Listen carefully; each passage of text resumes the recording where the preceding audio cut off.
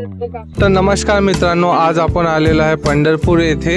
आजच्या ब्लॉग मध्ये आपण पूर्ण पंढरपूर कव्हर करणार आहे आणि आता पहिले आलो आपण चंद्रभागेच्या तीरी। इथं स्नान करून आपल्याला देवाच्या दर्शनाला जायचं आहे। तर आज फारशी काही गर्दी नाही आहे मित्रांनो, बघू शकता, नाही तर भरपूर सारी गर्दी असते हे। आणि सारा आहे, पाहू शकता किती मस्त असं निसर्गरम्य वातावरण आहे आणि इथं बोटिंग सुद्धा अवेलेबल आहे। आंघोळ आता झालेली आहे आणि आपण निघणार आहे आपण दर्शनाला। तर मित्रांनो, आता आपण इथनं सरळ जाणार आहे दर्शनाला। तर इथनं डायरेक्ट सरळ दर्शन, इथून मंदिरच दिसते। तर चला मग मंदिरात। आता आपण आलेलो आहे विठ्ठल रुक्मिणी मंदिराच्या प्रमुख द्वाराजवळ। मंदिर रचना साधी पण अतिशय आकर्षक आहे। मंदिराच्या गाभाऱ्यात उभा आहे आपला सर्वांचा विठोबा पांडुरंग। इथे येणाऱ्या प्रत्येक भक्ताला असं वाटते की विठोबा माझा आहे आणि तो माझ्याशी बोलतो। पंढरपूरचे विठ्ठल मंदिर हे महाराष्ट्रातील प्रमुख तीर्थस्थान आहे। आता आपण दर्शनाच्या रांगेत लागणार आहे। इथनं दर्शनाची रांग सुरू होते। तुम्ही बघू शकता की सर्व भाविक हे दर्शनासाठी या रांगेत लागत आहेत। आणि मित्रांनो, आपले मोबाईल व पर्स आपण सोबत घेऊन जाऊ शकत नाही, तर इथे आपण लॉकरमध्ये ठेवू शकता। आता आपले दर्शन झालेले आहे आणि आपण विठ्ठल मंदिरातील परिसर पाहणार आहे। विठ्ठल परिसरामध्ये भरपूर सारे दुकाने लागलेले आहेत आणि भरपूर काही खरेदी करण्यासारखे आहे। एकानंद महाराज मठात आलेलो आहे आपण आता। तर सध्या आपण आता दर्शनाला जाणार आहे। तुम्ही मागून बघू शकता। पंढरपूरमध्ये प्रमुख 5 मठे आहेत। स्क्रीनवर तुम्हाला दिसत असणार पंढरपूर येथील 5 मठांची नावे। आपण या मठामध्ये आलेलो आहे।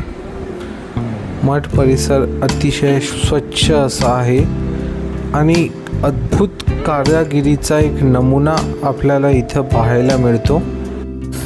मठामध्ये एकूण 1000 मूर्त्या आहेत। प्रवेश करताच आपल्याला स्टोन एज म्हणजेच की आदि मानव यांची मूर्ती पाहायला मिळते। त्यानंतर या मठामध्ये तुम्हाला देवी देवता, संत महात्मा आणि पॉलिटिशियन्स मोठे मोठे त्यांचे सुद्धा इथे मूर्त्या पाहायला मिळतात। तर ही मूर्ती बघा, बाल हनुमान जी यांची आहे। सर्व मूर्त्या अतिशय सुंदर आणि विचारपूर्वक बनवलेल्या आहे। सर्व मूर्त्या एखाद्या घटनेला दर्शवतात। भगवान श्री कृष्ण जन्माची सुद्धा मूर्ती इथे घडवल्या गेलेली आहे।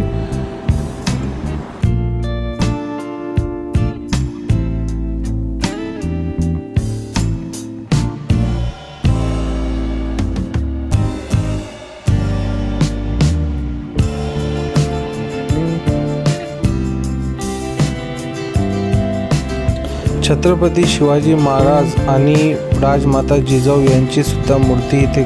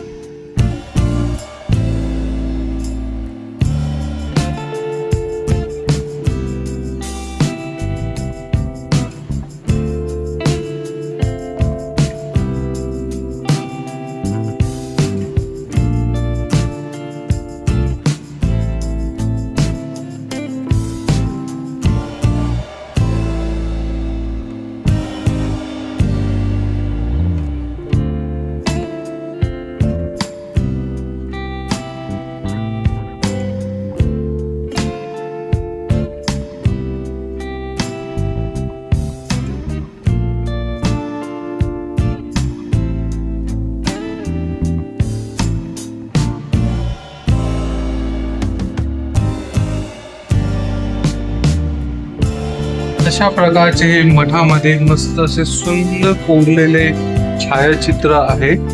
तुम्ही बघू शकता किती सुंदर असे कोरलेले आहेत.